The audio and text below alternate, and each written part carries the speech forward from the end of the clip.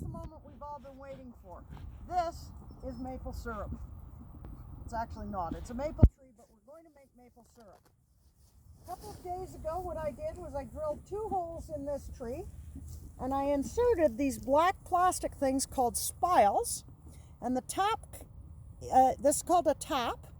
The whole piece is called a tap, and we inserted the spiles into the tree, and then what we're going to do is attach the blue line into the bucket, and if we look, we're going to see that the maple sap is dripping into the bucket. Any day when it is above 0 in the daytime and below 0 at night, we will be getting sap in our tree. The way that we know that this is a maple tree is we look for the mustaches over the branches. It's a little bit tricky to see what that means, so we're going to go and we're going to look at a young tree, and you'll just watch that on your screen, but stay here. Here's our younger tree, and I want you to just follow up where my finger is, and you can see the mustache over the branch coming out of the maple. Old maple trees, new maple trees, young maple trees, big maple trees, and small maple trees all have mustaches over their branches. You can see the same thing in this one here. This is a teeny tiny little maple tree, and you can see it's got a teeny tiny little maple mustache.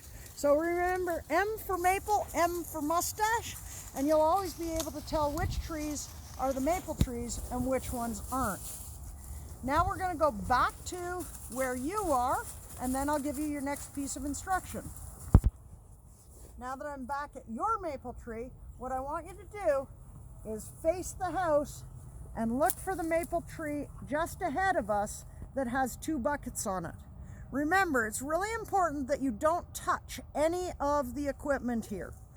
And so I want you to go to that maple tree and join me there. Hit pause. This is a really old maple tree. This maple tree is probably close to 100 or more years old. So if we look way up it, we're going to see that the mustaches are still there, but they're a little harder to see.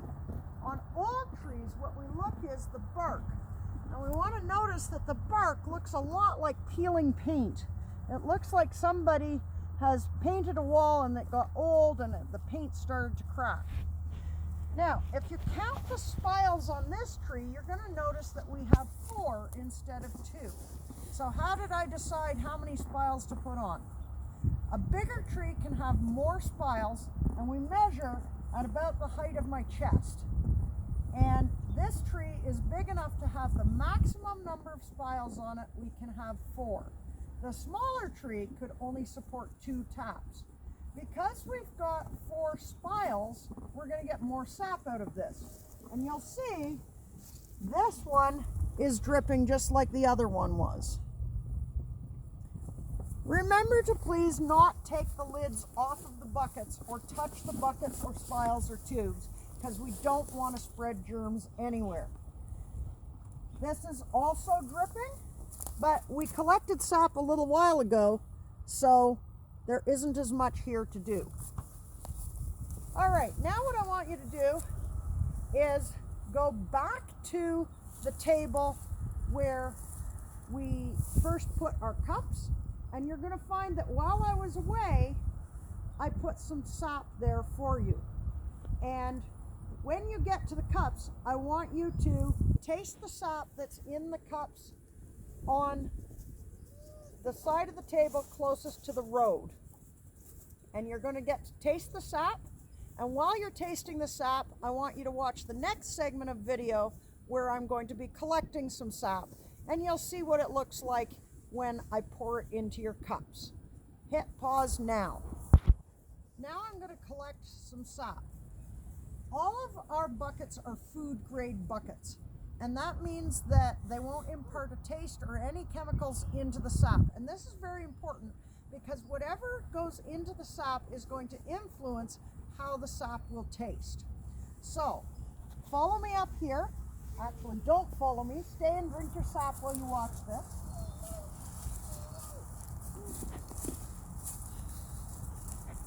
I take the lid off of this bucket and I put it so that the clean side is up. I do the same thing with the lid off of this bucket, and you're going to see we have a whole lot of sap that now gets poured into this bucket. So I just move the bucket under and pour it. There's a tiny little bit of bark in this sap. We don't worry about that.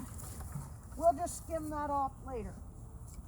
I put this bucket back, just like that, and it'll collect more sap. Then what I do is I put the lid on it so that we can walk back. Now, while you were out doing your other activities, I took a container and I got some sap and I put it into your cups.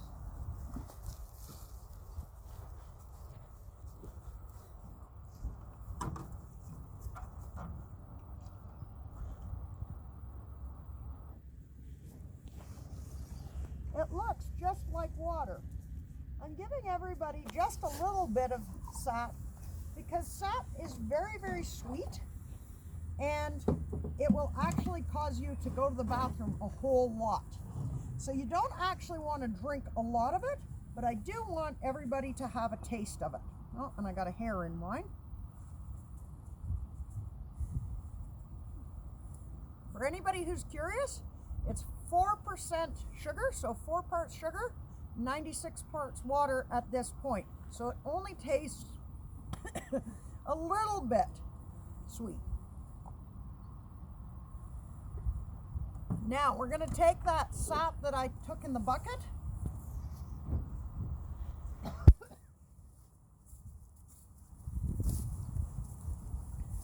and I want to strain it before I put it into my evaporating pot. So I'm going to use this sap that I've got in this bucket here that's already strained.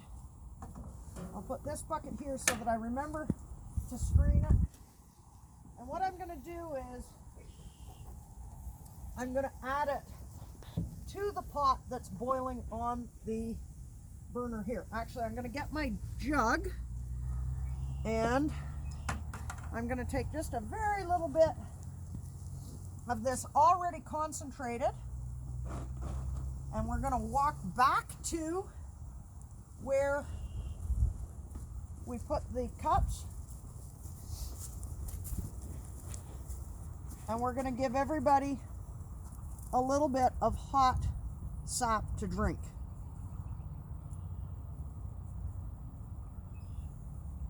It may have cooled by the time that you get back here because I want to time this so that I'm not in contact with you, because we're really aware of preventing any disease transmission. But once you get back, have a taste of this. And it's very sweet, but it's still not syrup. That's because syrup is 66 parts sugar and 44 parts water. So we went from 4 parts sugar and 96 parts water. And what we're going to do over here, when we get back over here, is we're going to boil this so that we get rid of all the water. So the only thing we're doing here, the only change that we're making, is we're taking water out by boiling. And all the steam that you see coming off of this pot now is just water escaping out of the sap through the use of heat. So I'm going to take the lid off of this filtered sap, and I'm going to just pour a little bit in so we top this up. And what we do here is we keep topping this up all day long until we run out of sap. And what will happen is, over time, it gets more and more concentrated until we hit that magic 6 parts or 66 parts sugar and 44 parts water. Now, everybody should remember that you have some deer hair, you have some nuts, and you have a rock. Come on with me over here, and we're going to do the last fun thing that we have to do today. Now, if you should be done drinking your sap and your hot concentrated sap. It's not syrup yet, but it's hot concentrated sap. And we're going to walk down into the field that you can see just over there. So hit pause while you walk over there. As I said a little while ago, I'm a hunter, and that means before I go hunting, I have to practice shooting. Now, I don't want anybody shooting anything here, but you do have a rock. If you look way down the hill there, I've got a target. So what we're going to do is we're going to throw a rock and see if we can hit the target. Oh, I threw short. I'm not very good at throwing rocks, but somebody may be able to hit that target, and everybody gets to have one try with their rock. Please don't go down the hill. That way we can make sure that nobody gets hit by anybody else's rock. Once you're finished throwing your rocks, you're all finished your tour. We want to thank you for coming out to our farm. We love having visitors, and we're really sad that this year we can't have visitors to share making sap with or making syrup with. I hope that everybody's had a good time, and if you can do this at home next year, that's even better, because this is a really great thing to do. The only thing that I forgot to tell you is don't boil sap inside, because it's too much water in your house, as that water's got to go somewhere. So you want to be boiling outside all the time. Thanks so much for joining us. Let's hear from our ghost behind the camera. Yay! Thanks everyone. I hope you had a good time. Take care. Bye.